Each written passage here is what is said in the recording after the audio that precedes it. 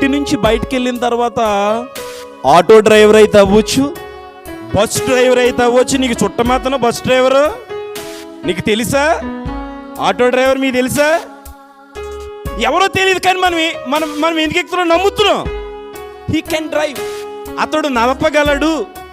అరే, లోకంలో ఉన్నటువంటి వాటిని ఎంత ఈజీగా నమ్ముతున్నాం, దేవుని వాక్యాన్ని ఎందుకు నమ్మలేకపోతున్నాం మనం? అతడు పొందిన దెబ్బల వలన మనకు స్వస్థత కలుగుచున్నది.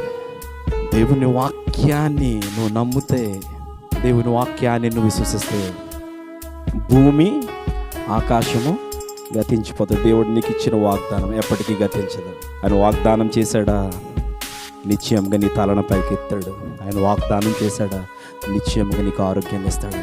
ఆయన వాగ్దానం చేశాడా, మనుషులు కాదు, చేయడానికి వాగ్దానం చేసిన వాడు నమ్మదగిన దేవుడు.